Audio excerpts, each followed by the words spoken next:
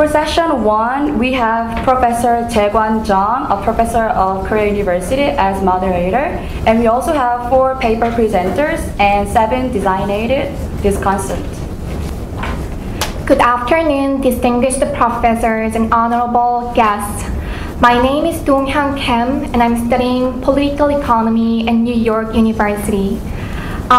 Before I say anything further, I would like to say this up front, that I had got all my education in South Korea, and it has been only a year since I started studying abroad. So this means that my English capacity might not be as great as you. So I really hope you have great mercy to put more effort into understanding my presentation. Nevertheless, I will do my best to address my points clearly and in concise. The topic that I prepared for this conference is South Korea's labor productivity in the service industry. And I will look into this topic especially in the context of East Asian development model. And through this presentation, I will argue that South Korea needs to boost the labor productivity in the service sector as a means of job creation and GDP growth. So in the end, it's for sustainable economic development for South Korea. So these are the contents for my presentation, and you can eyeball a little bit. First up, I will introduce what the East Asian development model is. As compared to Anglo-Saxon development model, which is based on unconstrained markets with minimal level of state intervention, East Asian development model emphasizes greatly on the major and proactive role of the government. So it is the government which drafts overall economic policies, but it is the business sector which actually listens to the national goal and tries to implement those policies. So a close relationship between the business sector and the government is very much crucial in order to understand the EADM. And when it comes to trade policy, there are broadly 2 strategies. First, ISI, which stands for Import Substitution Industrialization. And this is for replacing import goods with those products made within the domestic market. And what East Asian countries did was export promotion strategy, which is for making products within the domestic market and try to sell those goods to the world market. Let's look at South Korean case, which is considered to be one of the most exemplary cases of EADM. I'm sure here in this room everyone knows who President Park Chung-hee is. He is the one who designed every type of economic policy back in 1960 and 70. One of the most famous policies that he designed is named 5-Year Economic Development Plan. And he selected a few business groups and asked them to achieve those national goals. And then he gave some kind of supporting measures for those business sectors to promote the exports. And the result was very much magnificent.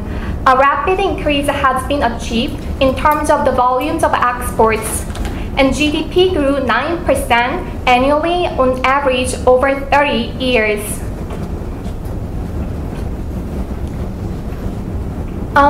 Now, South Korea is considered as an advanced economy which joined the OECD in 1996. However, if you see these 2 graphs, the first one is real GDP growth and the second one is exports. You can see that East Asian development model is not always working very well.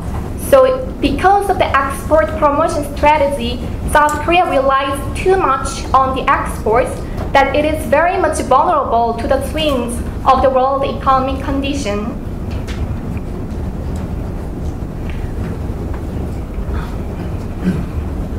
So in order to make South Korea less vulnerable to the swings of the world market, my argument would be to boost the labor productivity in the service industry as a means of sustainable economic development. So in order to show you the mechanism which led me to argue like that, I will answer those three questions. First, why services sector? And second, what do we have to reform? Third, how are we supposed to increase the labor productivity?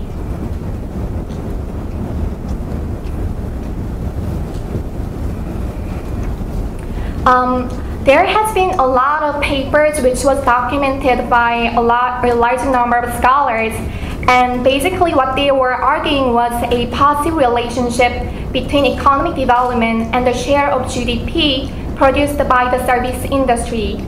And the empirical studies corroborated these theories. So if we look at OECD countries, the share of the service industry of the OECD increased to 74% in 2009. 74% is a lot higher than half of GDP in value-added form. What about the employment? This is from the OECD statistics, and the x-axis shows the manufacturing industry and y-axis shows the service industry. As you can see, there is a negative trend, meaning that the manufacturing sector actually has been decreasing the job opportunities, while the service sector creating a lot of employment opportunities. So by looking at these things, we can easily conclude that it is not the manufacturing sector, but the service industry which can make a nation continuously grow and create the jobs. Then what about South Korea's service industry?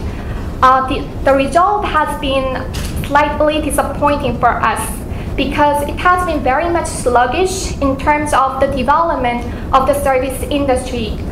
The share of the service industry in value added reached only 57.6% as of 2008. So if we compare these statistics, 57.6% with those 74%, we can see that how much South Korean service industry is quite far below the average level. And because of the EADM, which emphasized greatly on the manufactured goods exports, still South Korea has higher growth rate in terms of manufacturing industry as compared to the service industry.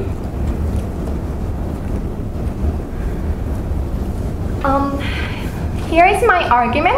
So in order to achieve the sustainable economic development for South Korea, what I argue here is to boost labor productivity in the service sector. The way that I analyze the causes of the low labor productivity is in a way that I compare those labor markets. What is interesting here is that Japan and South Korea, two of the most famous examples of the EADM, have much higher labor productivity in the manufacturing industry, but they have extremely low labor productivity in the service industry. So what I did was compare Japanese labor markets and South Korean labor markets in order to find the commonalities, meaning that the drawbacks which make South Korean labor productivity very much low, and then compare those commonalities with those of the other OECD countries having high labor productivity.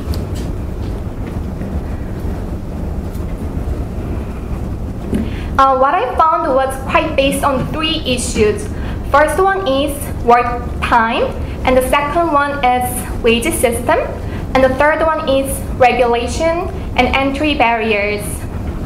So first one, if you use this graph, it's very easy to make the argument that South Korea is the country which worked the longest. In 2004, South Korea abolished a 6-day work week, but still South Korean workers work the longest.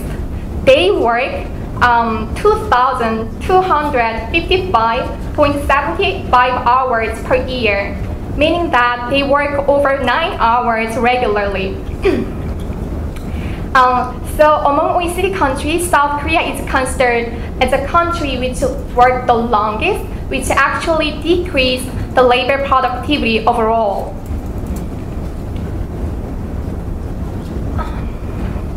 So here is about wage system.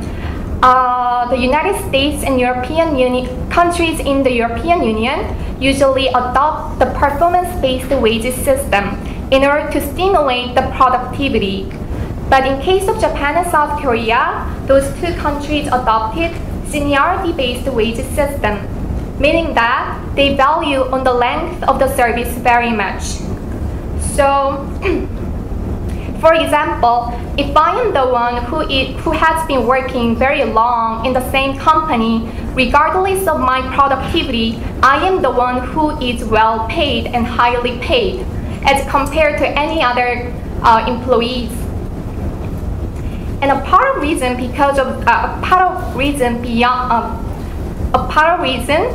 of that seniority-based wage system embedded in South Korean society is because of the Confucianism.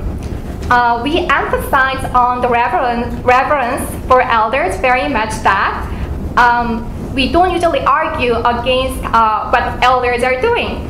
So regardless of their productivity, we just take it granted. I mean, the seniority-based wage system is always as the standard, it always was considered as a standard. And about the regulation, I think it is quite a well-known fact that US and the countries in the European Union are considered as the least restrictive countries. As compared to those countries, South Korea is considered the 5th most restrictive country. And the share of foreign direct investment is also the lowest, 3rd lowest.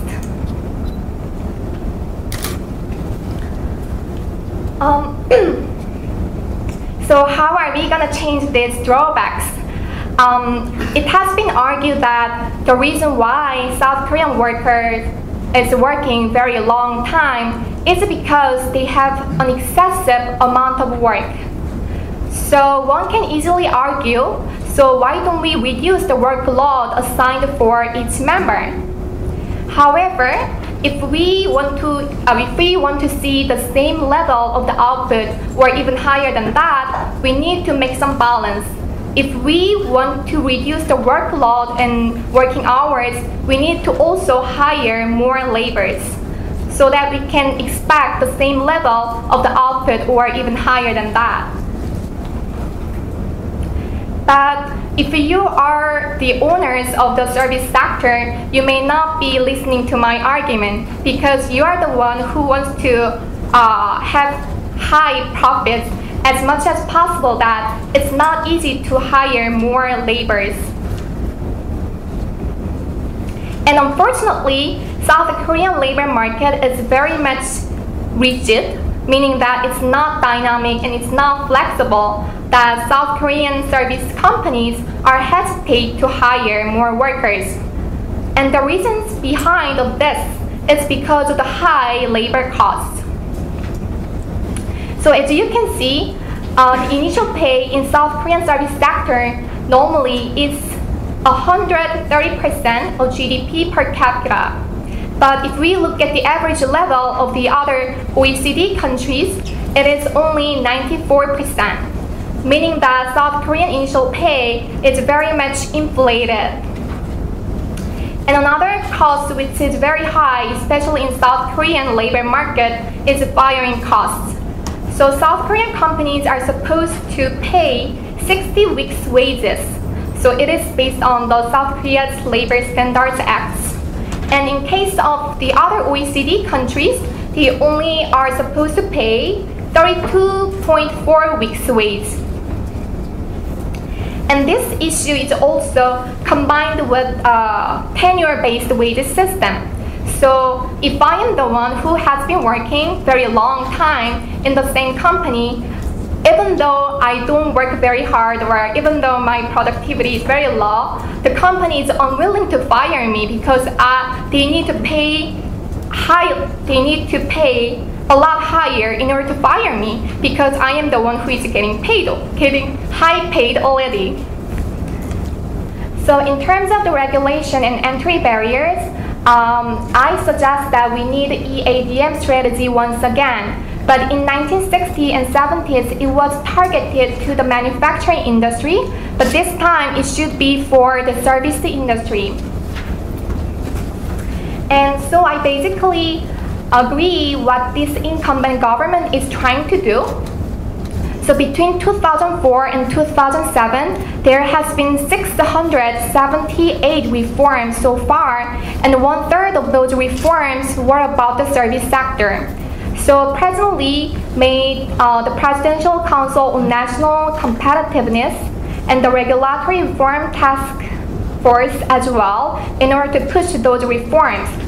And also, like President Park did for the manufacturing industry, Lee presently also selected a few service sectors based on value added and growth potential and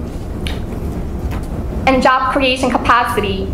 And while pursuing this, he also tries to deal with a lot of free trade agreements in order to boost the competitiveness among the domestic market service industry.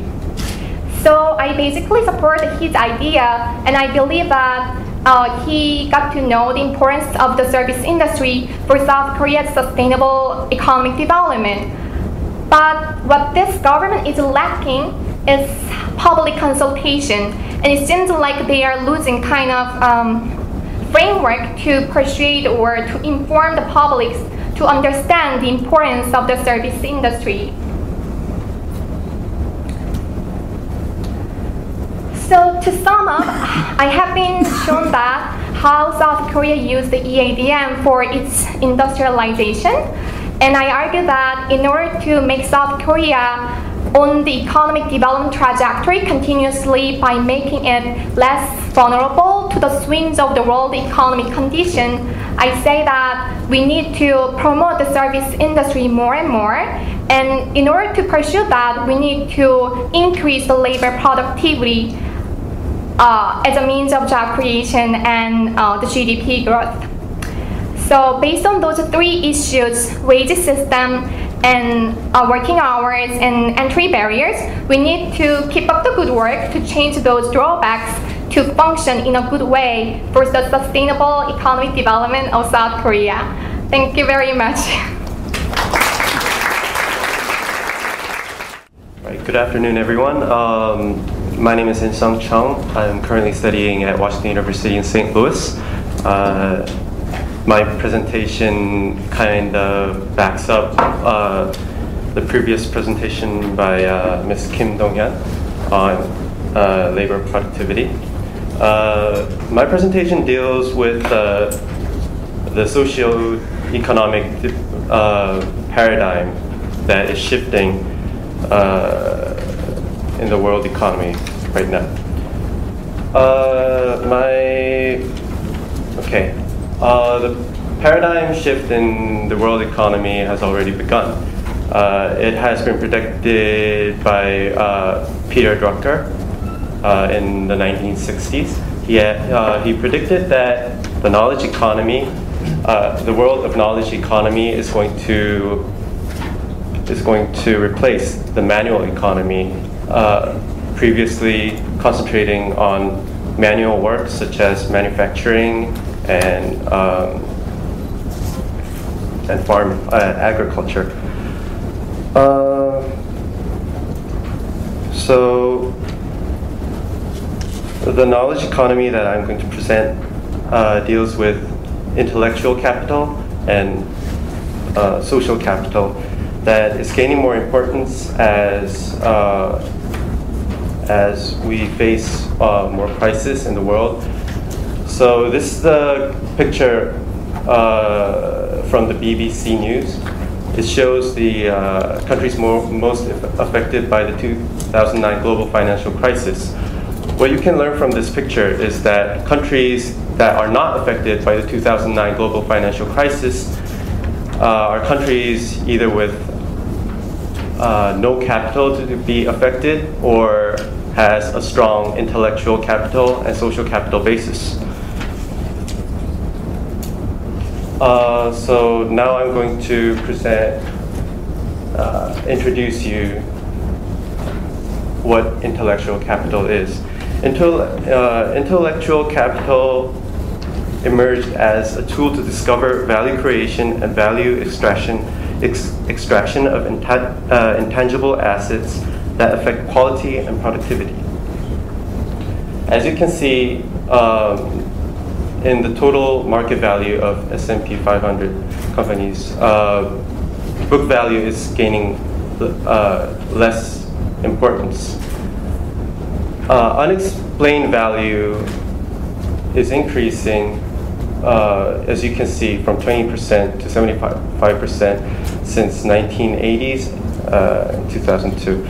What this unexplained value is called intellectual capital by many by scholars. And for example, if you look at Google, 90% of Google's market value are unexplained values called intellectual capital. Only 10% of Google's market value is the book value, what you may see on accounting papers.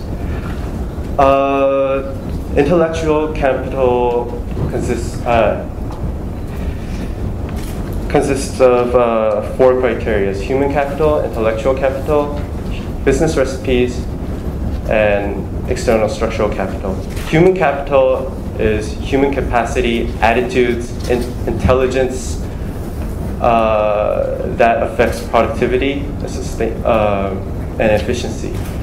Internal structural capital deals with human resource development plans and the culture that's inside within the company. And external structural capital deals with it's also called the relational capital, and these are trusts among these deals with the trust and the atmosphere between one organization and another. All these intellectual capitals mixed together creates value, and these values are gaining more and more importance in dealing with competitiveness and prosperity of a nation. Leif Edvinson has written a book called The National Intellectual Capital, a comparison of 40 countries. The top 10 countries: Finland, Sweden, Switzerland, Denmark, US, Singapore, Netherlands, Norway, and Canada, shows that they have excellent educational program, a lifelong learning program, and a strong economic incentives for educated workers. Korea is ranked 21st. This is lower than our East Asian rivals, Singapore, Japan, and Taiwan. Edvinson has mentioned that our weakness lies in our weak educational competitiveness and lack of economic incentives given to intelligent workers at workplace. Another factor of efficiency and productivity is social capital. It originates from the idea of Alexis de Tocqueville, the one who you see in the middle. He attempted to explore the strength of the society and its social cohesion and connectedness. These are hidden values that you may not see on any accounting books, but as Robert Putnam mentions, that social capital is an essential component of democracy and market economy. And the idea of social capital has developed further by Francis Fukuyama, the one you see on the right, far left end, who defines social capital as shared norms of values that promote social cooperation, instantiated in actual social relationship. Among the different forms of social capital, trust directly correlates to confidence in trade, investment, employment, and economic performance. For example, a study by Stephen Knack and Philip Kiefer, who from World Bank, shows that a 10% rise in the level of trust is associated with 0.8% of economic growth. Then what is trust? The definition of trust from Merriam-Webster dictionary is shown on the slide. But what we're going to concentrate on is the definition by Francis Fukuyama. He defines trust as an economic catalyst that reduces the cost of transaction, enables new forms of cooperation, and furthers business activities, employment, and prosperity. So what trust does is also given by the study of Francis Fukuyama. A high level of trust results in lower administration costs, higher institutional reliability, large and efficient organizations. Low level of trust results in corruption and trade with influences and inefficient organizations. If you see indexes regarding how, like, there is a corruption index from many institutions, and if you look at those, Korea is it shows that Korean people do not have confidence in their government, businesses, and market, and all these results show that Korea does not really have a high level of social capital and trust that is required for a sustainable future.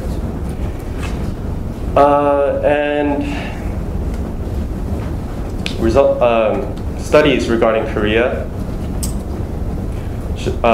also backs my argument. Samsung Economic Research Institute, SERI, has ranked Korea 24th among OECD member countries regarding trust and social capital. Legatum Institute found that Korea has placed Korea 59th in the world social capital ranking, and the reason for this is shown by our lack of employment, lack of education, corruption, and all these factors that is not explained by accounting or microeconomic policies. So what is the solution? Before we look at the solution, we have to look at where Korea stands and what the Korean situation is. Employment rates in Korea. As you can see, Korean employment rate is 63%, which is very around the OECD average, but is significantly lower than the United Kingdom, Netherlands, and Switzerland, which has accumulated a high level of intellectual capital and social capital. Even that 63% is overrated because approximately 30% of our employed population consists of self-employed people, and 1/3 of those people are practically bankrupt. And among those 63%, 40% are temporary workers who work less than 40 hours a week and only get paid minimum wage. Employment rate trend. If you look at the employment rate trend, you can see that we're constantly underutilizing our the labor force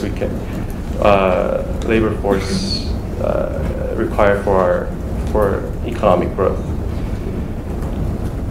Why is this happening? As As mentioned by the previous presenter, Korea works too much. Korean people work too much. If you look at this graph,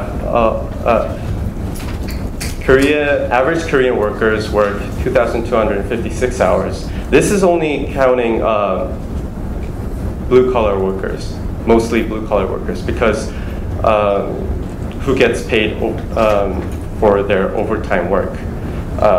If you know people, or if you have worked in white-collar jobs like consulting firms, you might see people working more than 2,500 hours, and they don't even get paid for overtime. Those numbers are not included. If those numbers are included, then the average working hours would increase even higher.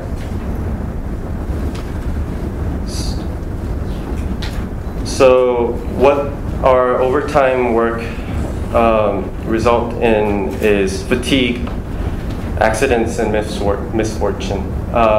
Fatality rate at workplace is 22.5 units. If you look at other countries' rates, USA 4, Germany 2.4, Sweden 1.6, Japan 0. A lot of people die at workplace in Korea, and this results in high economic costs. Since Korean workers die so much at workplace, foreign countries shun away from investing in Korean companies. This results in a phenomenon called Korea discount. Since foreign investors do not trust Korean workers, they undervalue Korean markets, they undervalue Korean firms, they undervalue Korean products, and so on. So this shows the socioeconomic performance of Korea overall. 4.4 million jobless people, 1.7 million bankrupt, lowest birth rate in the world, high household debt, and #1 suicide rate in the world. So the solution, and you can see the leadership ranking is also plummeting as people suffer from overtime. So the solution that I'm going to present to you is called New Paradigm. The idea is to lower the working hours, the excessive working hours, to 2,000 hours per year, and create work-life balance and lifelong learning programs. Since we lack intellectual capital and social capital, education and employment is the key to reverse the situation. And if we lower the working hours, more people, it will open the door for more employment. According to research from the National Assembly, the number of jobs that might be created is potentially 4 million. The effect of New Paradigm is that investment in human resources. So the basic idea of New Paradigm is to invest in human beings. We're going to educate them and feed them to boost the productivity, which is only 40% of that of labor productivity, which is only 40% of that of the United States. And it will provide positive outcomes for companies. Profits will be shared between business and laborers, since sales and profit increases. And since work-life balance is work and life is well balanced, and people become more educated, business and labor relationship will be alleviated. As you may know, Korea and Korean business labor relationship is pretty tense because of all the strikes and all the conflicts regarding wage payments and overtime payments. And if people are more educated and if their productivity is increased, job will become more secure, and it will also provide new employment opportunities for others. So, how exactly does new paradigm affect intellectual capital? This is a study from the Department of Labor, which studied 200 companies that adopted new paradigm, and they asked all the company owners and workers regarding how their job has changed and how their environment has changed. Business Recipe, you can see the numbers. It had a significant increase of employment opportunities and competitiveness. Human capital increase, creativity increase, attitude increase, work-life balance increase has been significant. Intellectual capital, organizational capital, relational capital has increased significantly as well. So how does it change social capital then? Social capital, as I mentioned, overprotective labor unions obsessed in maximizing short-term wages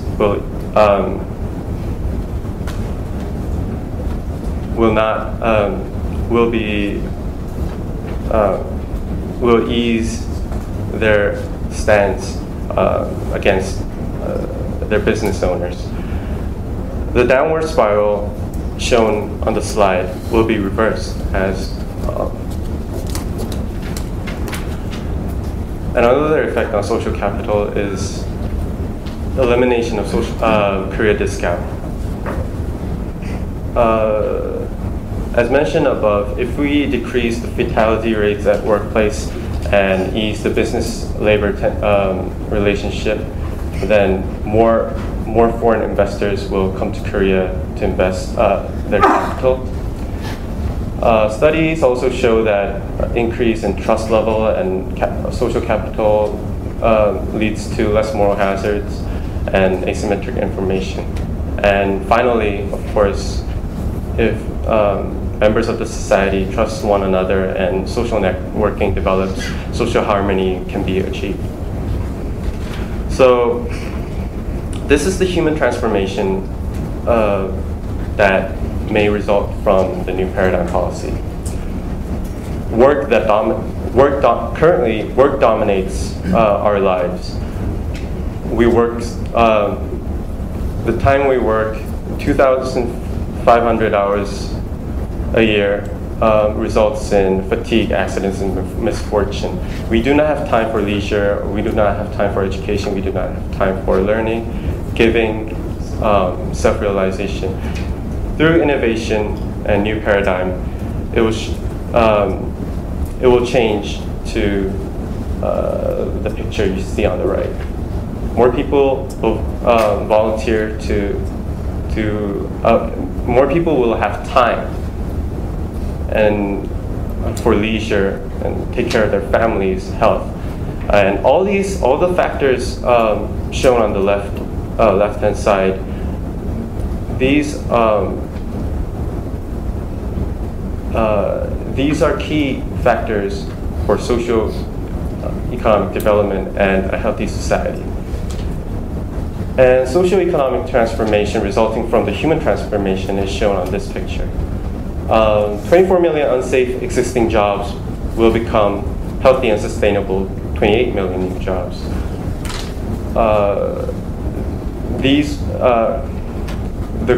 The sustainable growth will be achieved through innovation, which leads to creation of new industries. And since we have since Korea is known to have so many university graduates, people with high education, this will have a synergy effect to increase prosperity and sustainability. However, in order to implement new paradigm, we need to achieve a great social compromise between business, labor, and government. Businesses, as mentioned by the previous presenter, might be scared because I fear that their workers are working less and they have to get more workers, and they have to pay for other workers, and they have to educate. All these, everything that the business owner might think is that increased cost.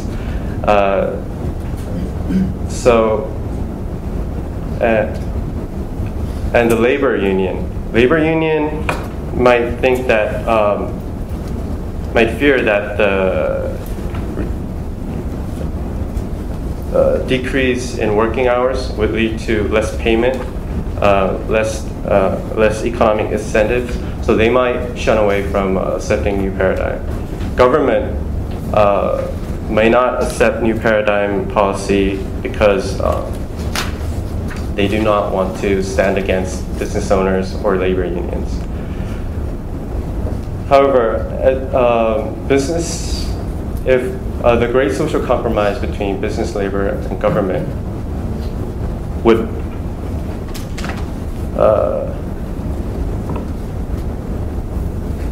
can lead to they have to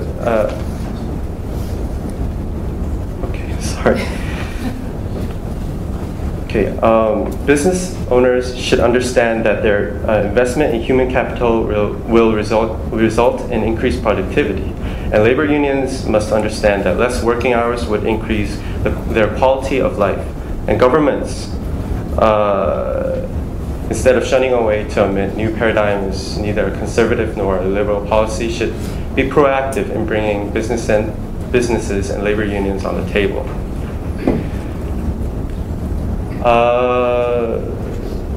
As I said, the world economic other countries are preparing for the shift in are acknowledging the importance of work-life balance and lifelong education. I had a chance to meet former Netherlands Prime Minister Wim Kok, and he told me about his plan to implement ISO 38,000, which will replace the current ISO 26,000. And ISO is an international standard organization. So what he's trying to do is, him and other global leaders are trying to do is to create a standard for work-life balance and lifelong learning. And as I explained to you, Korea is far behind on lifelong learning and work-life balance. And my conclusion is that Korea needs to follow the trend of the shifting world economy and transform itself to compete in the knowledge economy and the new economic paradigm. And in order to do that, we need to innovate our industries. And the first step to do that would be implementing new paradigm employment policy. Thank you. Good afternoon, ladies and gentlemen. It's an honor for me to be invited to present my paper to a distinguished group of guests gathered here today. Before I present my paper, I would like to briefly introduce myself and my organization. I'm a student and at the same time I'm an NGO worker. Okay, let's call it a part-time student. Okay, just kidding. Basically, the idea I will present today is a result of my working experience combined with my study in the field of environmental governance. Future Forest, the organization I'm working for, is a non-governmental organization founded in 2001 to promote youth participation in environmental activities as well as international youth exchange. The motto of my organization, Future Forest, is plant trees for 10 years, train youth for 100 years. In Korea, it's a 10년을 보고 나무를 심고 100년을 보고 인재를 기른다. Okay, one of my job is to plant trees with the young participants in an attempt to combat desertification, which is surely one of the major global environmental threats in our era. Okay, let me get into my main topic. I have long been an appreciator of East Asia Institute's intellectual endeavor to contribute to important policy debates. I hope the paper I'm presenting today will also take a humble share in raising awareness of the underlying cause for the failure of the current environmental regime, and also to identify new room for connecting philosophy with the policy debate in terms of realizing a sustainable future for our next generation. Okay, I'd like to begin by referring to a historical event which illustrates the staggering impact of climate change on human survival. As the UN Secretary General Ban Ki-moon pointed out in his essay printed on the Washington Post in 2007, climate change has a direct impact on human survival. Originally started as an environmental conflict in the Darfur region in Sudan, it escalated into an ethnic and tribal conflict. The conflict was caused by the Arab farmers who needed to find water for their camels. So they took their camels farther and farther to the south. In doing so, the Arab tribes took over the land occupied by the indigenous farming communities. Droughts, desertification, and overpopulation have aggravated the problem. As the Darfur case shows, climate change has emerged as one of the major threats in terms of creating a fraction over limited resources. In this essay, I'd like to illustrate how global environmental governance has evolved over the past 4 decades and suggest that the current environmental regime requires completely new thinking in order to better tackle the unprecedented environmental crisis. International environmental regime has emerged by the request of the international community to better address environmental issues such as transboundary air and water pollution, depletion of ozone layer, and dumping of toxic waste. It was some 40 years ago, exactly 39 years ago, in 1972, when the international community first agreed to deal with environmental issues at the global level. The United Nations Conference on the Human Environment held in Stockholm, Sweden in 1972 marked a turning point in the development of international environmental politics. This conference resulted in the creation of the United Nations Environment Program, so-called UNEP, at the global level, and International Environmental Department at the national level. About exactly 20 years later, the UN Conference on Environment and Development in Rio de Janeiro, Brazil in 1992, triumphed such key UN environmental conventions as the United Nations Framework Convention on Climate Change and UN Convention on Biodiversity and UN Convention to combat desertification. Many of the world's poorest countries and communities face a double-headed problems, that of climate change and biological conflicts. there is a real risk that climate change will compound the propensity for violent conflicts. Only few can deny that climate change is the most important factor among various environmental security issues. Climate change will undermine the economic and agricultural base of many countries, particularly the most vulnerable developing countries. But at the same time, it affects developed countries. For example, Korea has no desert within its territory, but Korea is seriously affected by yellow dust originating from China and Mongolia. That shows us how well the interlinked the world is now. And despite the global dimensions of climate change, an effective response still has to depend on a fragmented international political system of sovereign states.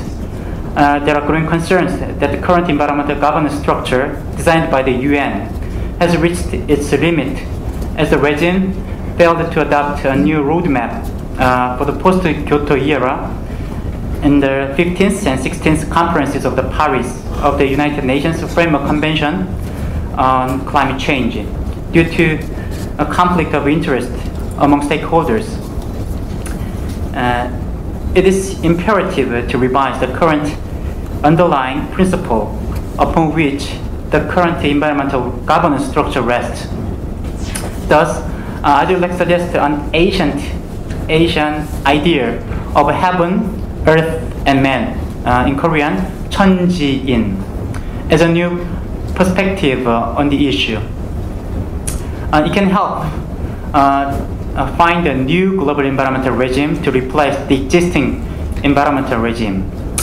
In ancient Oriental philosophy, one element cannot exist without the other two elements.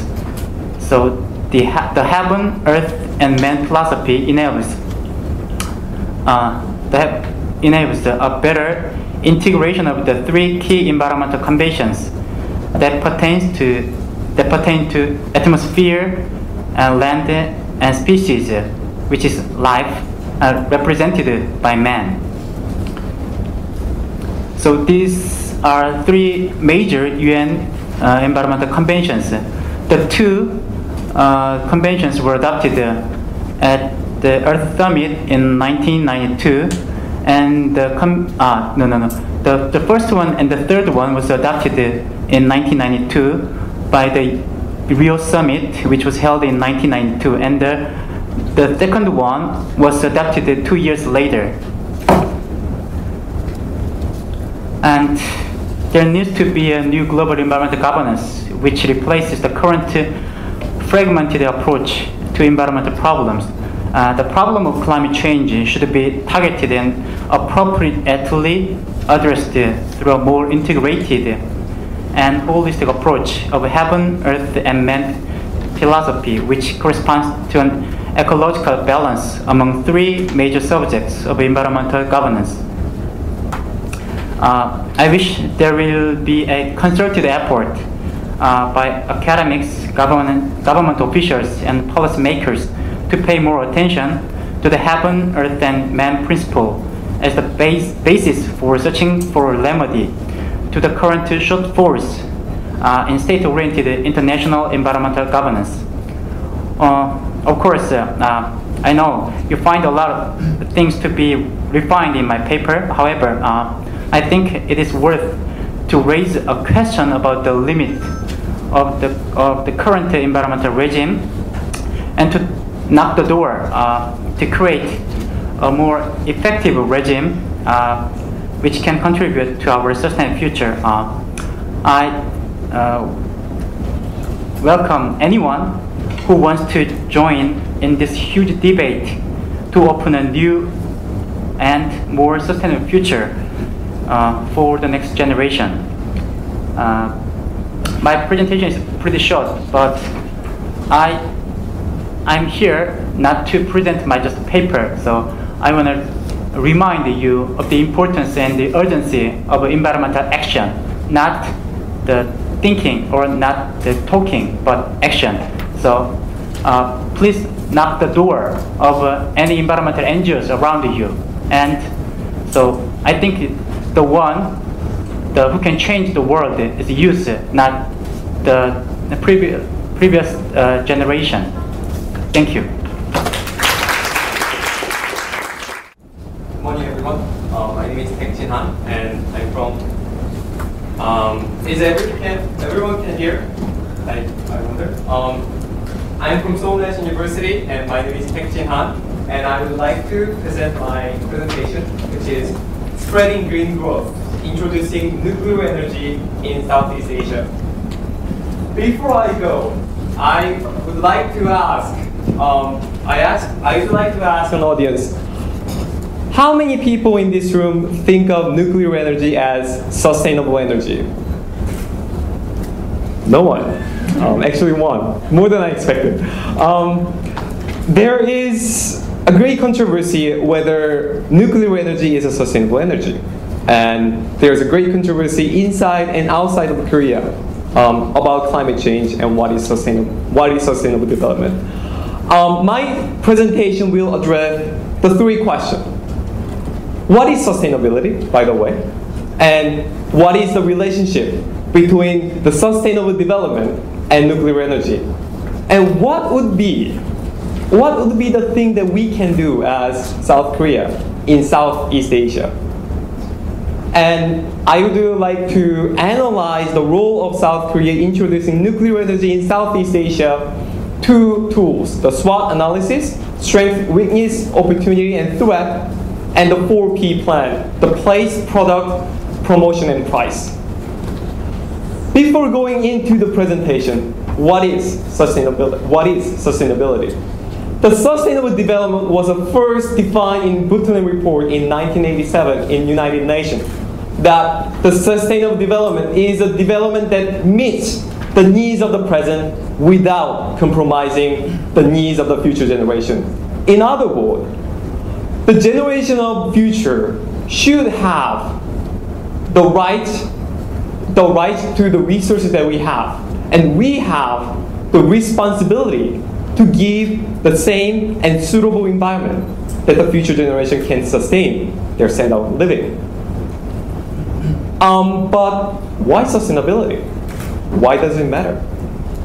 UN CERN review in 2006 warns us that if we do not take active action against climate change, it may result from 5 to 20% reduction of world GDP. Most of Koreans are very used to the growth of economic development, but we never really experienced, except the financial crisis, the deduction of economic growth. So we cannot imagine how detrimental that would be for the world if we do not take decisive action. Therefore, each country takes active role in this global initiative on climate change. And South Korea is a unique country, plans to double the output of nuclear energy in order to combat global climate change. That was announced in the Green Growth Commission in the Korean administration. But why? You might ask. Like, no one in this room, well, only the one, thinks nuclear energy is a sustainable energy. And why there has not been the debate the nuclear energy is a sustainable energy, or the nuclear energy is actually suitable for green growth of South Korea. It deals with the challenges of sustainable world. The first challenge would be, as I mentioned, the climate change. And the second challenge would be the economic growth and the energy security. How can we address these three concerns into one? And I believe, and also the government believes, that the nuclear energy is the key. First of all, the nuclear energy produces almost zero carbon dioxide emission compared to other energy sources. Not only that, it produces about the 30% of the Korean electricity, 15% of the world. And it creates the 40% of the base load electricity production. In other words, the electricity production fluctuates over time, but there gotta be a base load that which the electricity production does not change. And nuclear energy takes about 40% of the entire Korean electricity production. But is Korea the only one that address the climate change with nuclear energy? I believe not. I believe that the solutions of the global problem in South Korea should be the solutions of other places, like Southeast Asia.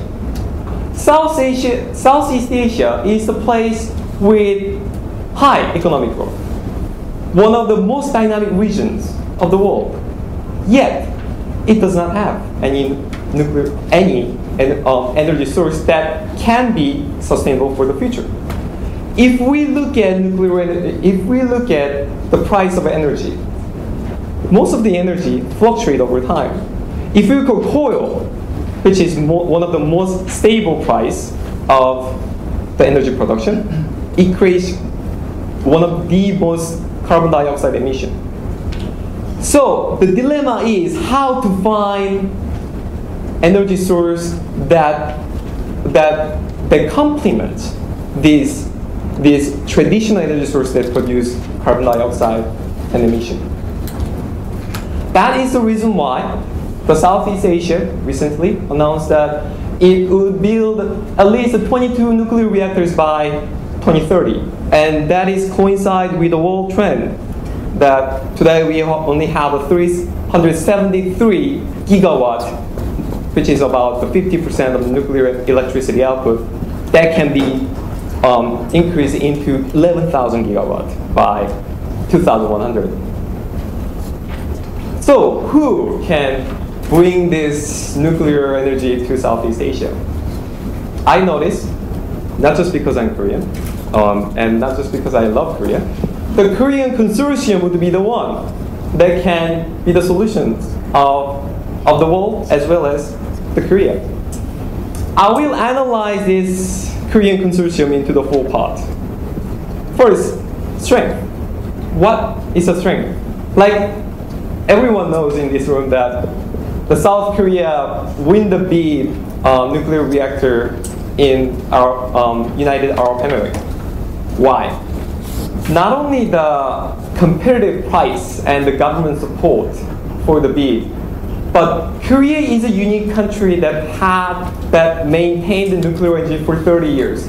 Unlike developing countries, almost stopped their nuclear production after the Chernobyl and 3 Mile Island in 1979. However, Korea jumped into this market for the first time, realistically. And it only has the 4.3% of the market share of the entire world. So Korea is a newcomer in the market. Nevertheless, the opportunity is that in the past, the nuclear energy was traditionally defined as a concentrated, high-level electricity output. Yet, now the energy demands changed into small, but more small modular nuclear reactor. And South Korea is following this trend, creating the small modular reactor. What we call the smart reactor, produced about the 400 to 900 gigawatt.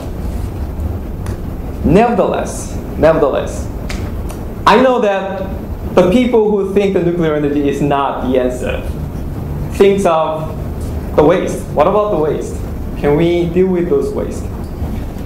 And if we claim that nuclear energy is, or if I claim the nuclear energy is a sustainable energy, the 2 components that must South Korean consortium have is enrichment and reprocessing. Why? Enrichment is basically the technology that makes the fuel, like oil. And the reprocessing is the technology that recycle the fuel. So let's suppose take a coil. In order to produce electricity, you need to boil the water with the coil. And the boiling water becomes a steam, and steam spins a turbine to produce electricity. Pretty basic physics. Yet, what differentiates nuclear energy from traditional coal or fossil fuel is that you can burn the ash to produce more electricity. In other words, if you look at the uranium and plutonium reprocess, you can strictly you can burn the nuclear fuel again to the reactor. So this is the element that makes nuclear energy more sustainable as a bridge technology to the future. Nevertheless, Korea does not have the technology because the sensitivity of the technology is that it can also weaponize into nuclear weapons. That is the reason why between the US and South Korea civilian nuclear cooperation agreement, Korea is not entitled to the technology. Yet, the opportunity is. The United States concluded the civilian nuclear agreement with Vietnam last year that the Vietnam would be entitled to this technology. So I call this as an opportunity for South Korea to make this nuclear energy more sustainable in Southeast Asia. So you may ask, that leads to another question, that why Southeast Asia, by the way? This is the place with high economic growth, as I mentioned, without nuclear energy. There are about 443 reactors around the world. But nuclear energy, because of the requirement of cutting-edge technology, it is most concentrated in the developed world. Never people think of the nuclear energy as something that developing country can have. Uniquely, South Korea achieved that. So why not to other countries? If we look at the 66 reactors in construction in the world, it's mostly in China and the developed countries, rather than Southeast Asia. It is a paradigm change. Always we think of the environmental issue can be addressed after high economic growth. However, I believe if we can provide nuclear energy to Southeast Asia, this will be the region they can achieve 2 rabbits with 1 stone, as Korea said. My plan is the 2 products of South Korea. The smart reactor that I mentioned, the small modular reactors produce about 300 to 800 megawatt, and the smart grid. Let me remind you, the electricity is a different source of energy.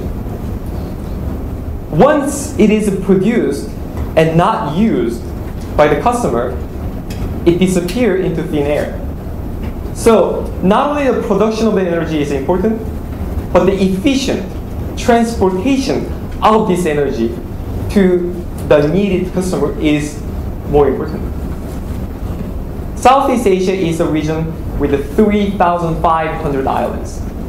So the concentrated, the high level of electricity production is not suitable for the region. That's the reason why the small reactor comes into play. The small modular reactor that can be installed and decommissioned in much more easy manner than the traditional reactors. And also, South Korea has the smart grid technology that can either store and efficiently bring the electricity to the demanding place. So this is what I call the smart plant that combines the smart reactor with the smart grid. And the cost. The price of energy is difficult to measure. Everybody say that their source of energy is cheaper than others. There has been an argument that the nuclear energy is the cheapest, especially in South Korea. Why it is true? But we are forgetting that it not only includes the operation and construction of nuclear reactors, it also includes the disposal and decommission costs. And not many people really thought about this. And the South Korea is actually one of those countries has not been addressed this issue. The spent fuel, which is a highly radioactive nuclear uranium in Korea, is now into the full capacity 2015. And this is the critical part of the South Korea that are managing nuclear fuel cycle.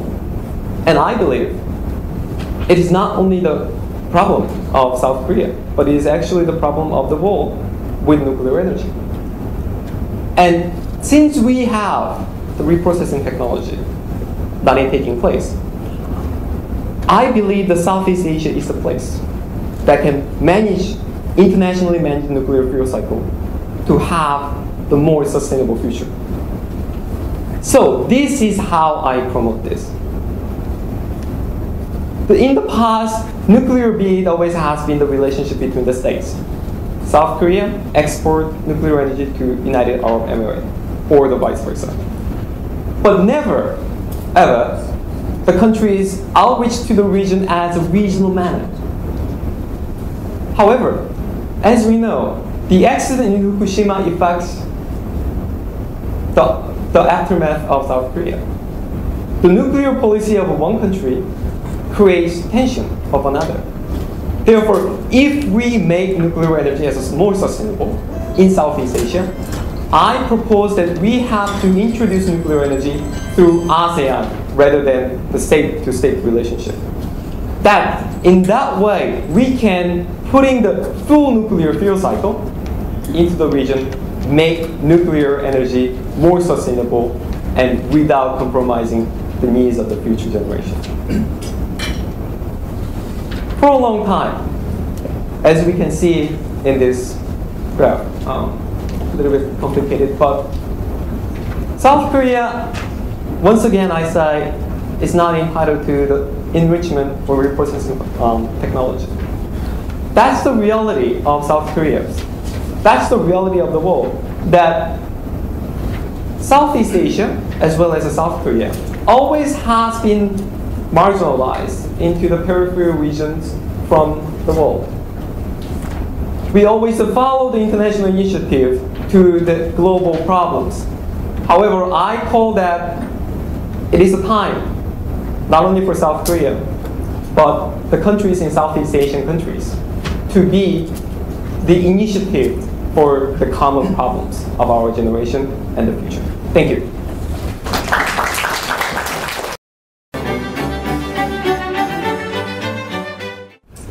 All right. Hello, everyone. My name is Jae Kwan-jung. I'm the moderator of the first session. As we just heard, these four bright young men and ladies presented their great work. So first of all, I'd like to congratulate all of the authors for their great achievements. And their proposal was selected out of intense competition. And they submitted first draft 1 month ago. And they revised the first draft substantially. And they presented much better work than the second draft just in 1 week. So it is very impressive to see how they developed their idea from the proposal stage up to this presentation day. So I thank you for everyone presenting their work today in the first session for their great work to present great paper. As you might notice, I changed the order of presentation because two papers are talking about sustainable economic development, and the other two papers are talking about environmental concern and alternative energy sources in this current world. So I thought that each paper, especially in the two global papers, can talk to each other.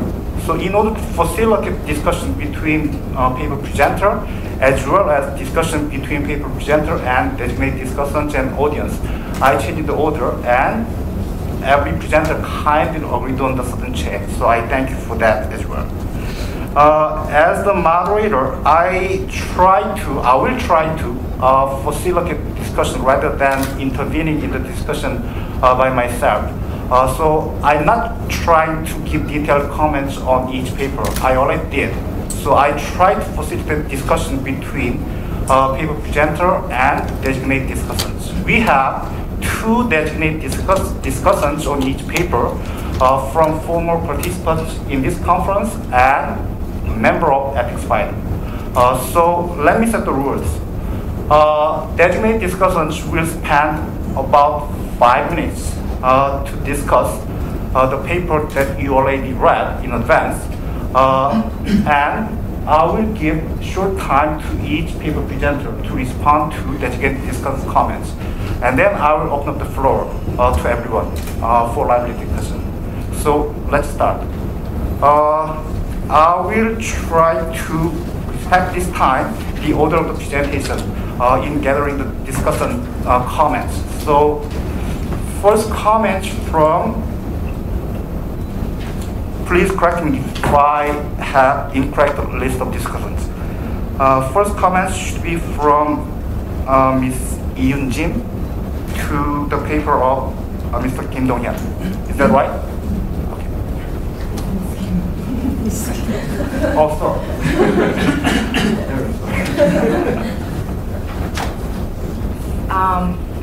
It was a great paper, and you gave a nice alternative model to the traditional East Asian development model. But one question that bugged me throughout the paper was with the work hours.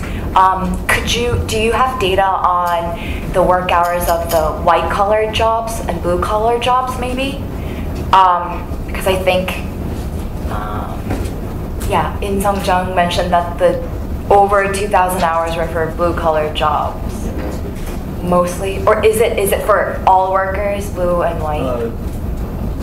So the graph didn't count the people, white-collar job people who work overtime because they don't get paid for their overtime hours. So that's what I think. As far as I know, I got that information from OECD statistics, and it combined all kinds of the labor, so it doesn't really distinguish the types of the labor. Okay.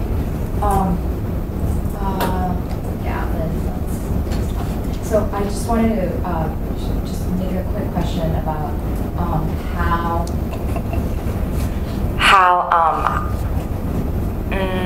how reducing working hours would increase labor productivity, because in a paper that I read this semester, they talk about the working hours in America and Europe, saying that Europeans love leisure and they don't like to work, and Americans do, and that they spend like overnight, like iBanking, for example. But they say that they don't really mention that high levels or like working hours reduce labor productivity in the US. So if you can just make that a little bit more clear, the exact ways of how hours decrease productivity, I think that'd be good. So I also read your paper, and it was very interesting. And I think on a very general sense, I think I do agree to your idea that we in Korea needs to find a new mode of development in the future, especially coming out from the export promotion industrialization that happened in the 80s and 90s. But however, I do have some questions about the remedies or the recommendations that you suggest, which is basically 3 things, I believe. One is reducing the long working hours, and the other one, changing the seniority-based wages system to performance-based pay, and the last one is decreasing the entry barriers for foreign capitals to enter into the Korean service sector, right? And I do agree that boosting the service industry, given the fact that service industry consists the largest portion of our current economy, it's very important. But in a sense, my question is not just economic, but more about political and social impacts as well. And that means that how would you like to promote this idea of increasing labor productivity in the service sector? For one thing, I think for the first one, reducing long working hours, you said we need to lower hiring and firing costs. But then that would mean that the job. I think you're trying to get to the idea of flexible labor markets, right? And I think that's very reasonable in a sense, but also it could be controversial in a sense to many people thinking that, oh, then that means I'm going to be fired, without notice, and that's going to be very tough for some people who does not have any alternatives in the future. So I mean, so there are some tricky, slippery slopes there. I think you might want to think more, and also job specificity in terms of say, how would you address if that is the case to increase labor productivity? Are you suggesting that you want to make the market more flexible for doctors, lawyers who are already in their professions, almost as settled as in the Korean system? There's a entrance exam, and once you're through that, you're set for almost life. And so, are you suggesting an entire change in that system? And secondly, changing to performance-based pay. In your paper, you mentioned the SC First Bank case, and as you can see, in Korea, it's very difficult. And I just want to reiterate the fact that it is indeed very hard, and it's not just an economic policy issue. It's more about a social and political issue, I think. In a sense, as long as people who work for these Korean companies do not want to change this pay system, then it's going to be hard to say we just need to implement that policy to increase labor productivity. And lastly, the high entry barriers. One prime example I thought, just to play the devil's advocate, is that Lone Star. Lone Star came into Korea, and they almost made so much hassle and a mess in the Korean banking sector. And banking sector is also one of the service sectors that I believe you are trying to promote in terms of boosting labor productivity. So those are I guess the other side of the coin that you're trying to throw in terms of suggesting a new sustainable economic development plan. So maybe you could address some of those. And one thing I really noticed, while I was reading your paper, is that you rarely mentioned the industrial organization of Korea. Korea has, this chaebol system, which is basically very unique in a sense. Of course, Japan has the carriage system, but perhaps maybe you could also address that issue of the relationship between chaebols and small, medium enterprises, and the following economic polarization, which is, I think, also a very important issue for sustainable economic development in Korea. And I guess that's it. I should stop here. Thanks. Great. And for the second paper, we also have two designated discussants. First from Ms. Jung Jae-hee, right? Presenter Jung In-sung's paper. I have about 4 comments and questions. The first question is that one difference that I noticed in your presentation today and the paper that you submitted is that you didn't quite elaborate on Yuhan Kimberly, the case of Yuhan Kimberly, and the 2 mechanisms that you talked in order to promote the new paradigm economic policy. And those 2 things are work-life balance and lifelong learning. And I found out that Yuhan Kimberly was the first case to present this new paradigm economic policy, and some other corporations did follow that step. But could you elaborate more on how unique the situation, the internal or external situation, was in Yuhan Kimberly that made them take that road at the time of the 1997 financial crisis? And the second comment that I want to make is that I see a difference between Ms. Kim Dong-yeon's paper and your paper, because Mr. Chung's paper seemed to focus on like the manufacturing industry rather than the service sector. But Donghyun Kim is focusing on the service sector, and I'm wondering whether that difference has any impact or influence on the new paradigm that you are suggesting as a solution to promote employment and economic development.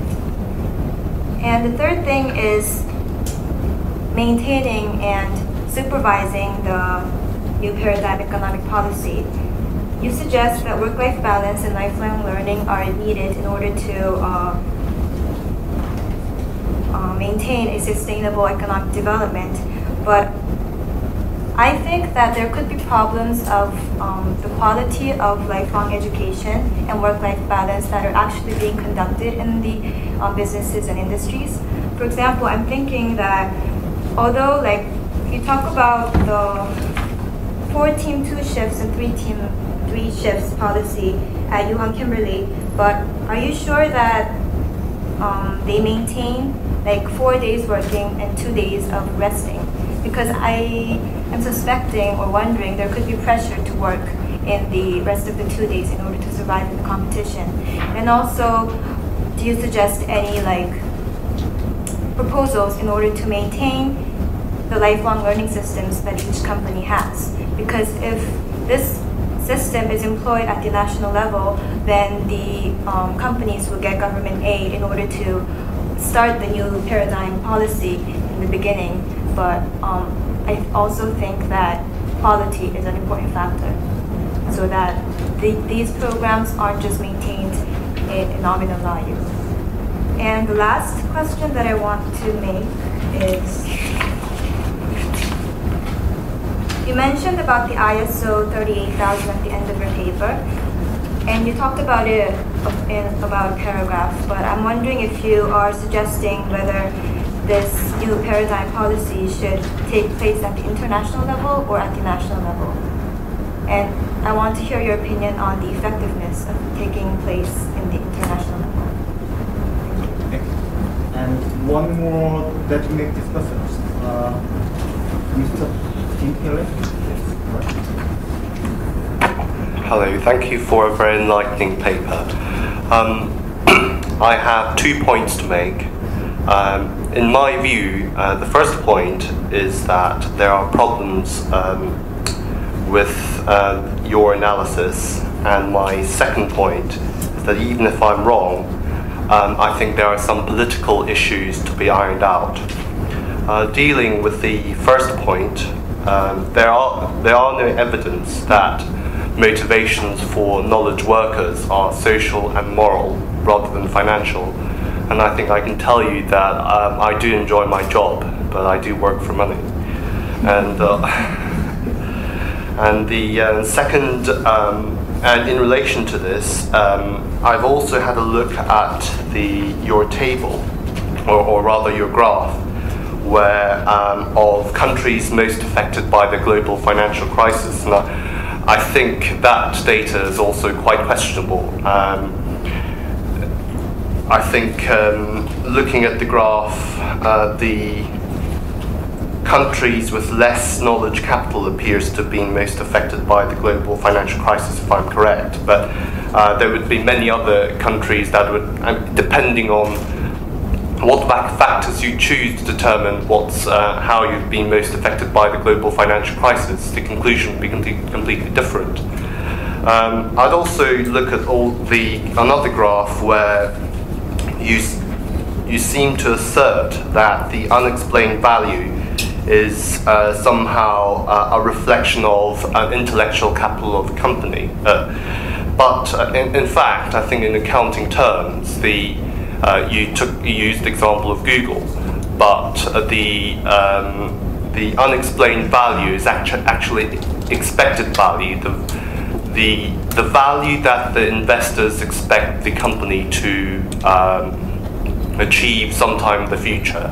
So it doesn't really have much relation to intellectual capital. It really has relation to financial gain. I think I've got a few more points to make on that, but I think I'm aware of the the limitations of time. So, and also I'd like to just quickly look at the fatality in the workplace. And there, each country that you have each country you've used in your paper, there are different types of industries. So the developed countries may not necessarily have much manufacturing industries, whereas Korea does have a very extensive and heavy industries. So it's only natural that there would be more fatal accidents in Korea rather than countries like the UK. But moving on to my second point, I think there are two proposals that you make. You propose that there should be a great social compromise, but later on you say that the policymakers should propose the legislations. I think it's inconsistent. One is a compromise, which is voluntary, whereas legislation is something that compels someone to do something. But despite this inconsistency, let me take on the legislation point. If I'm completely wrong with my view on your analysis, you might have established successfully that there's an economic case for introducing the new paradigm policy. But the crucial thing that I think that hasn't been considered is that companies have a duty to its shareholders. Its primary duty is to make profit, and in order to carry out this duty effectively, it needs to have freedom. And if you were to introduce legislations, I think it is, I don't think you have a legitimate interest to introduce legislation to restrict the rights and the freedoms of the company. And I might be wrong on this point, but one thing is clear. The political issue has to be ironed out. Does the state have a legitimate interest in introducing the new paradigm policy? And until that issue is resolved, no matter how good the economic arguments might be, I think the application of the new paradigm policy has to be suspended. Thank you. And we have two discussions for the third paper. The first from Ms. Kim Sung-eun. My understanding, I think your paper has two main arguments. The first one is that climate change is an important issue to be addressed versus in the future. And I think you did really well in reminding us of the significance of the climate change problem. And I don't think anyone in this room would disagree with you on that point. But given that many people, many policymakers are aware of the climate change problem, the more important question should be to ask is what should be done to combat climate change? And here comes your second main argument, that a more integrated approach based on the heaven, earth, and man philosophy is needed. But I'm not very convinced why we need this more integrated approach. First, because your paper does not really talk about why. Your paper merely introduces three conventions and introduces their functions and does not discuss their shortcomings. So I'd like to ask why.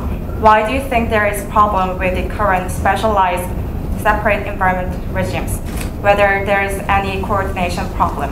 And if you see any problem caused by these separate regimes, your paper definitely needs to address them.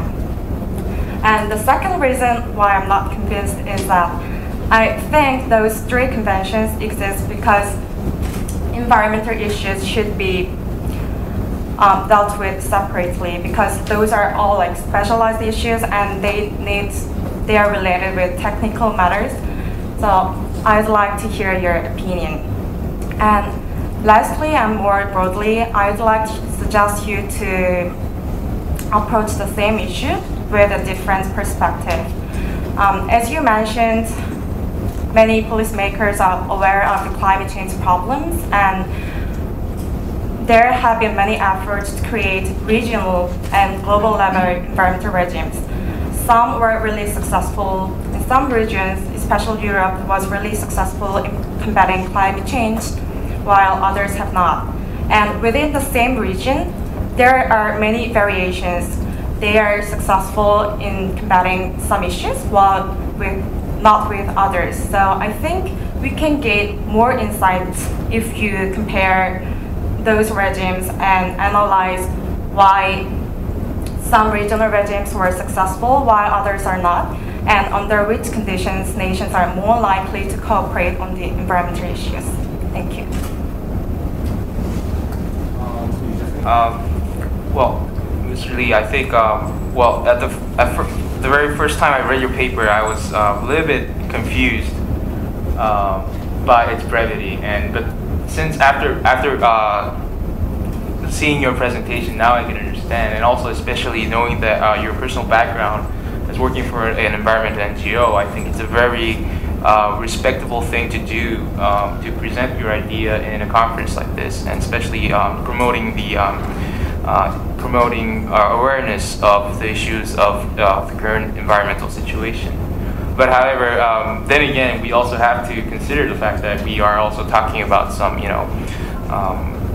specific issues on the paper itself, and also as to its arguments and its completeness in a sense. So I just wanted to mention, I think I agree with Ms. Kim Sung-eun about the fact that your argument seems to be a little bit incomplete by just proposing or giving a proposition of the Chunjiin idea and connecting those three ideas to the currently existing UN conventions, which is, I believe, an existing international governance structure.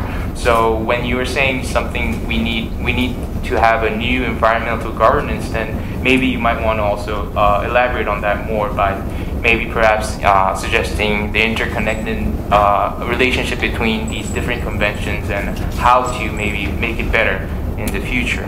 One thing I just want to say is that your idea, the Chunjiin idea, is, I think, it's very important. It's just not an empty idea, but from what I've studied in my grad school, is that when we talk about international regimes and international governance, I can't remember the author's name, but there's this very seminal paper about how we should frame international regimes, and there are three concepts, and which is we call it an OPD: obligation, precision, and delegation, in terms of how the international relations are structured and constructed as a regime, in a sense.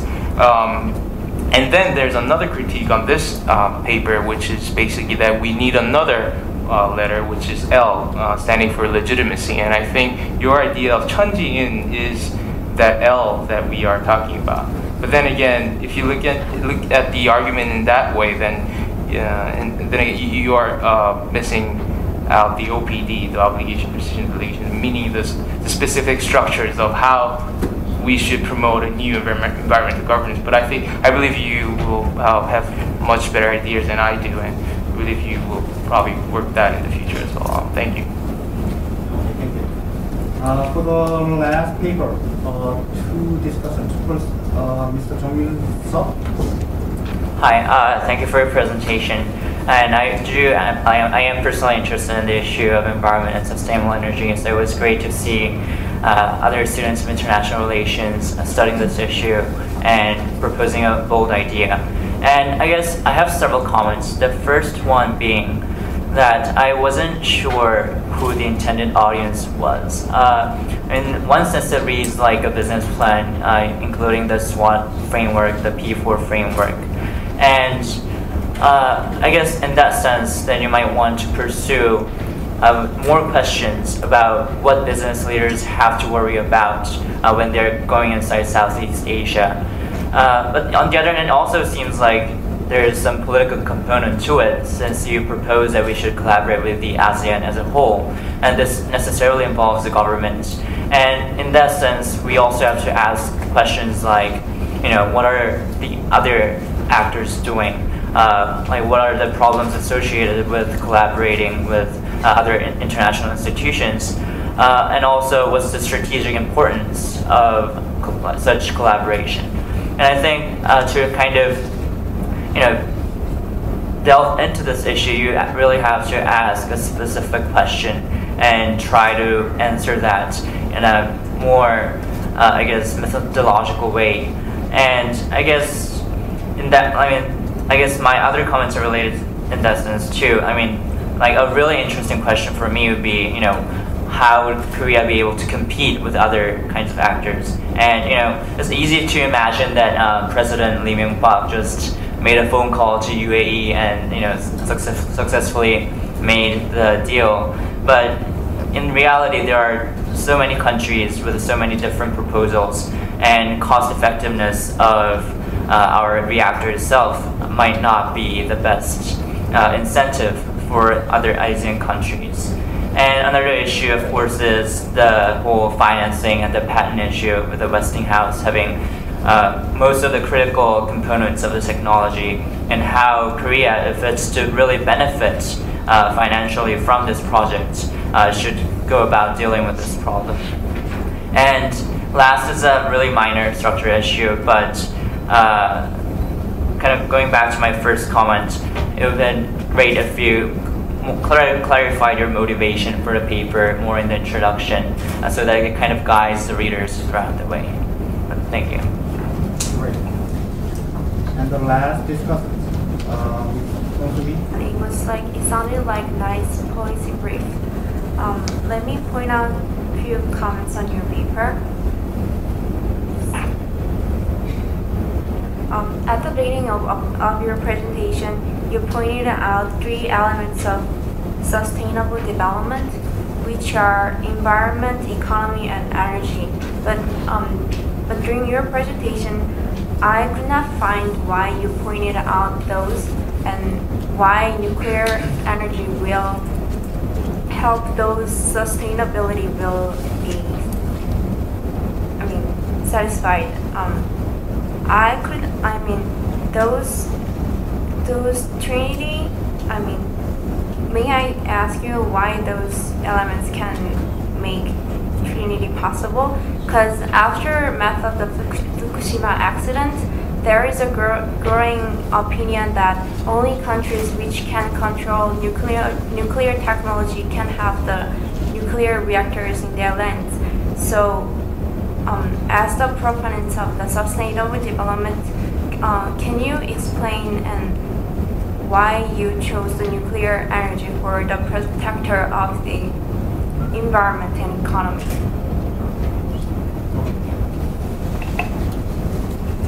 All right, thank you for all discussions on great comments on each paper. And let me ask paper presenter. We don't have much time, so can you respond to discussion comments very quickly? Maximum in 3 minutes, so that we can have more time to exchange ideas between your paper and the great audience. Okay? Yes. Miss Yun-do. Thank you, Ms. Lee, for your question. So your question is basically about the causality, lowering the working hours and improving the labor productivity. Is that right?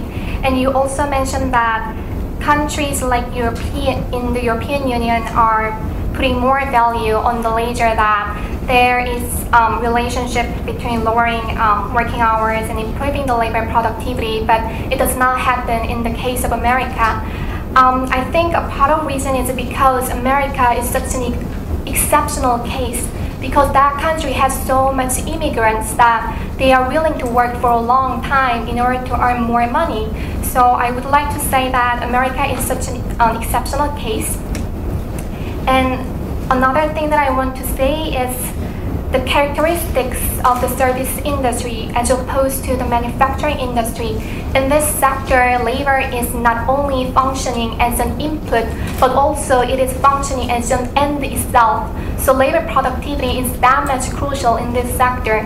So for example, restaurants, performance arts, public administration, social work, education, those kinds of sectors are requiring quality of the labor. So for example, like professors cannot teach more than 8 classes in a day because they cannot give the as qualified classes, right? So I think in that sense, lowering working hours is very much crucial. Okay, I hope that answers your question. And thank you for your question as well, Mr. Yu. You asked a lot of questions, so I'm not so sure whether I wrote all the things that you asked me, but I will try. First, you asked the feasibility of making labor markets more flexible and dynamic. And it is true that it is quite the conventional wisdom if the labor cost once raised, it never go down. So it is quite the conventional wisdom, but I feel like it is important that we need to make this kind of debate heated. So I think this is a good opportunity to say that in Korea, the fact is initial pay and the firing cost is very much inflated. So it's important to remind the public that it's not a good idea to keep increasing those costs. And the second question, so you mentioned about the case of SC First Bank, and yes, it is very difficult to change the already embedded wage system in South Korea, but I believe we should remind the public that what is good for the company is actually good for themselves as well. So first of all, if we adopt performance-based pay system, it can provide some kind of fair treatment in terms of gender, age, or tenure and such. So it is actually good for the worker in terms of the environment of the workplace.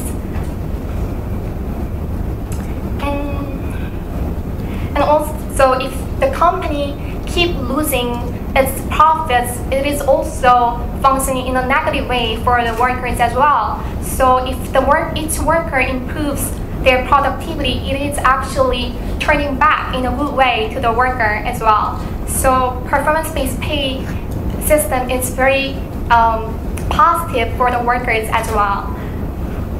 And what was the third question? I think it's opening up the entry barrier, lowering the entry barrier for foreign capital to come into Korea, to Korean domestic services. I think there is so many sectors in the service sector. So in case of financial sector, I think I'm kind of support the idea of Professor Chang Ha-jun. So he mentioned about Tobin tax and bank levy in those kinds of sectors especially. And I believe that financial sector in South Korea is not 100% competitive with those countries like United States. So we need preparation before we perfectly open up the door. But still, I believe the trial and error is very important, that we learned a lot from the case of Lone Star and WeBank and Hana Bank and such. So I think still for the other sectors, it is important to open up the door in order to stimulate the competition in those sectors. Thank you. The case of Young Kimberly, I forgot to put in my presentation. I know regarding the second question of is new paradigm does new paradigm concentrate on service manufacturing industry? I say no. I do agree that most companies that has adopted new paradigm policy are manufacturing industries like Costco, Samsung, P&A, Walmart, Korea, Young Kimberly, of course. But there are other cases such as Candle 1978. That's a restaurant. If you look, I did not put many cases in the service industry in my paper, but there are cases that I can tell you. And the quality of lifelong learning. That's where I think government should be proactive in. I think the government can provide case studies and consultants to companies that are trying to implement new paradigm policy and help them to find the hours that can maximize their productivity and efficiency of workers, because each industry and each company have different types of work, and they might have differing hours that can maximize productivity and since each company has different characteristics, they need to have different educational programs and training programs. So I think that's where the government has to take charge. And they used to do that. They used to have a thing called New Paradigm Center, which does not exist anymore. But yes, I think the government should be more proactive in that. ISO 38000. What I want to say through mentioning ISO 38000 is that the shift in the socioeconomic paradigm is calling for a new international standard, but Korea is way far behind that. So implementing new paradigm policy might be a good starting point following those steps. And okay, regarding questions from Mr. Philip Kim, the analysis, I agree. Financial motivation is very important when people in productivity, of course. If you get paid more, you might boost your productivity in work and efficiency. However, if you look at economies, even if you put the same amount of labor and capital in one company or one economy, you might get different outcomes.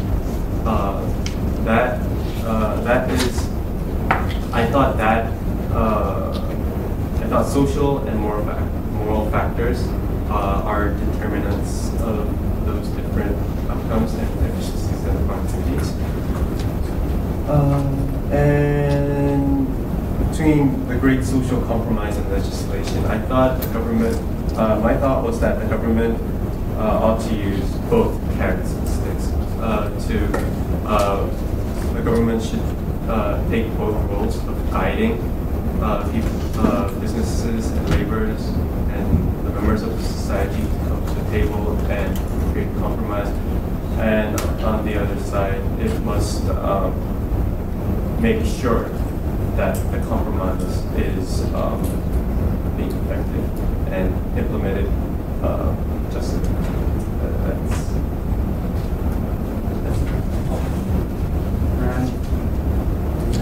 Yes.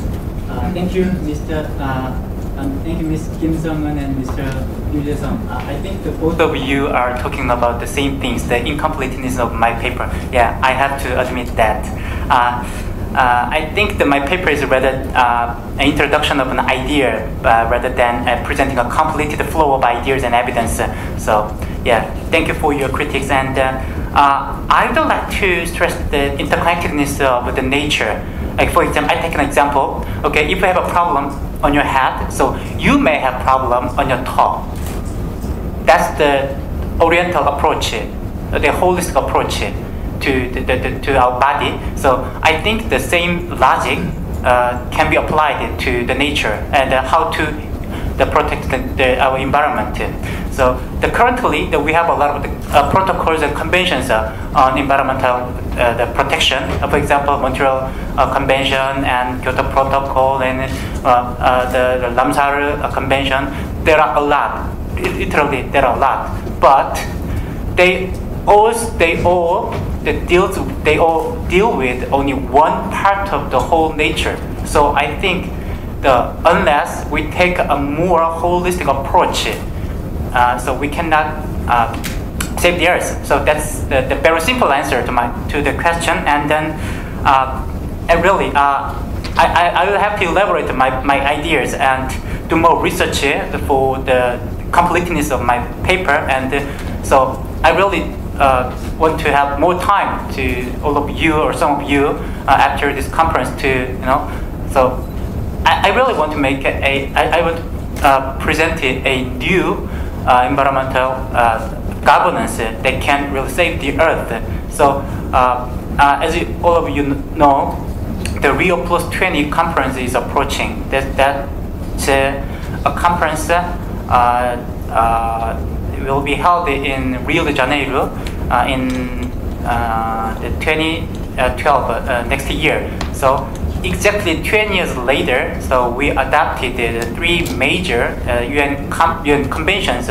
So we have a time to review the conventions, how they have been implemented. So at this time, as of today, the experts and scholars say that's fail. So all the conventions, the partial conventions, are all failed.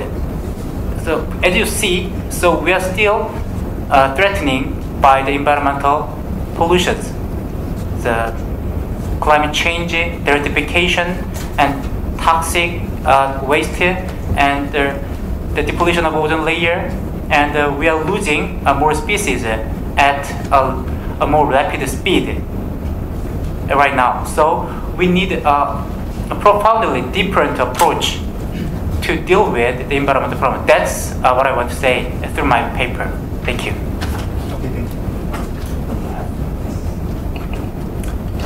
Thank you very much for your comment. First of all, the Tang Yun-suk, you asked me who is your audience. Obviously, it's for whole. A lot of environmental papers always show the blue picture of the energy, like the wind energy would accommodate all our need, and reminds you that only the one turbine can produce the 5 megawatt in the place of the nuclear energy. It produced about the 1500 megawatt. So the challenge is, how do we accommodate the existing demand? And without doing that, we cannot pursue the sustainable energy or sustainable future. So my audience is that I would like to propose a feasible solution of the growth and including the sustainable future in Southeast Asia in context to the South Korea. So it deals with the audience of the state as well as the company actors. And also, why Korea, you ask?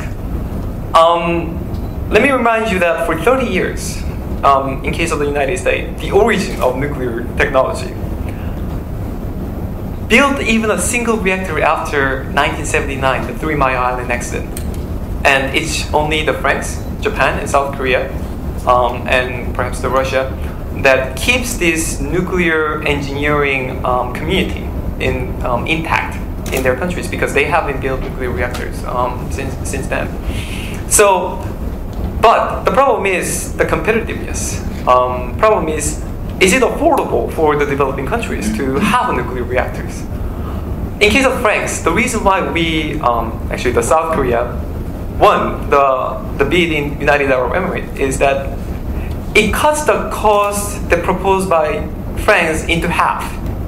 And it also cuts the period of construction into half. And South Korea actually showed that it is possible in their domestic land, while the France is actually still building nuclear reactors, which should have built 2 years ago. They extended the construction period into twice more. So it leads to the conclusion that South Korea is really only the country in the world that can provide nuclear reactors to the developing country in an affordable price. But I would like to mention it cannot be purely market driven, because of, even though nuclear energy is the cheapest energy source in Korea and the international standard. It needs a financial support for the first period because of the construction. So it needs a government. It needs a government support. Even though, as whole, if we count as 30 years or the 60 years of electricity production, it is economical. Yet, because of the initial price is so high, it needs to be addressed in the state and company context. So that's the reason why my presentation is formulated like that. And you asked, Song Yumin, you asked that why it is sustainable. And if in order for an energy source can be sustainable, it needs a lower price, it needs a stable supply, and it should not produce carbon dioxide emission. The price part, the South Korea showed that it can be the lowest price.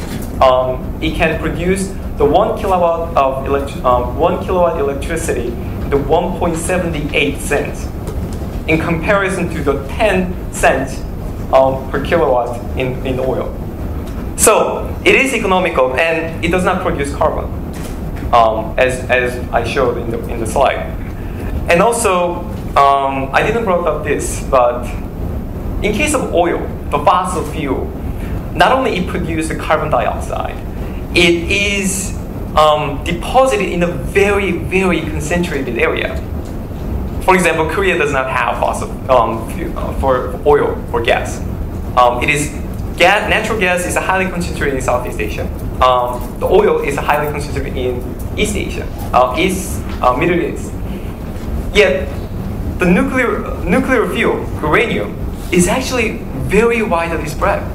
So, actually, that was a concern of United States in the first place when they built the bomb. So, because basically everyone has access to uranium. So I believe that and these figures show that nuclear energy can be sustainable energy in the help and in the active support of South Korea. Thank you. Okay. We have less than 5 minutes, but I believe the audience is very patient, so I would like to collect the question from the audience. So any question or comments on the paper that you are interested in? Thank you for all your presentations. My question is directed at Han Taek-jin. Thank you for your very counterintuitive presentation. It's very thought-provoking. And my question is, as an audience, as a member of the audience and not a discussant who had ample time to look into the structure or the contents of the paper, my first impression of your presentation, which was kind of more like a business pitch rather than a presentation, it was very interesting. But as a member of the audience, the biggest thought that came into my head was, well, not in my backyard, because the crisis in Fukushima, it was a mind-boggling incident, and it got the global community thinking, and I believe there is a global consensus about nuclear energy and the hazardous impacts it could bring upon the global society. To my knowledge, Germany and Swiss and maybe Italy, they have decided to take down their nuclear power plants for a duration of time. And you are smiling. I guess you have an answer for my question, but how are you to deal with this problem? The consensus, I believe it is a crucial matter in implementing your idea. Thank you. Okay. Wait. Even this is we should considering the fact that the English is not the native tongue, the writing and the presentation of 4 presenters are really excellent. But if I give you one advice from the social scientist, because this conference is for the scientific paper, not just the essay you think or you like to argue about. So I found some papers just picking up some variables to explain a phenomenon or to offer some prescription. It's very just made from the convenience. Usually we scholars tend to legitimize why we are studying this question and why we are employing certain variables. We start with the literature review. That way we legitimize our approach. But it's fine, you are just undergraduate students. So I'm more generous to this kind of paper writing, but still, try to think scientifically. That's very important. And the more you study, I think that your question is going to be much more smaller rather than a big question. And the more you study, I think it's very, very cautious to argue your solution as the right one, because then you have to study so much things. But it's good, What impressed me most today is the quality of operating this round table, and the comments from the 7 discussants were excellent, very excellent comments, and the response from 4 presenters were very professional. So I don't see no difference between this conference and the usual conference organized by the experts and the academicians. So in that way, I'd like to congratulate to this very good performance of all participants, presenters and discussants. Any other comment or question?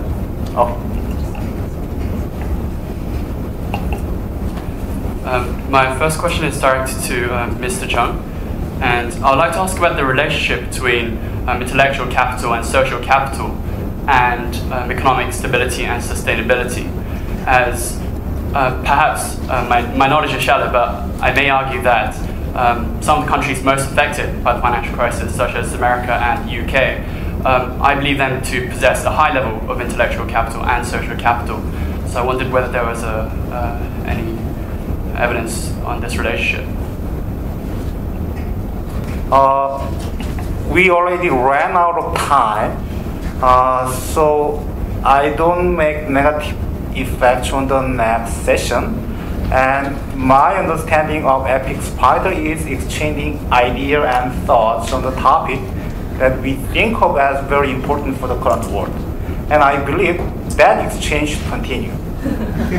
So, using the break time or other extra time, please, paper presenter, respond to question personally. Okay? Because you use too much time in responding to discussion comments. So let me finish this session by mentioning that given what I did in my undergraduate years, your paper, especially the quality of paper and presentation, is far, far beyond of my expectations. So you deserve being very confident in what you did today and what you did for the last several months to prepare for this great conference. So I would like to congratulate you again on your great achievement. Thank you.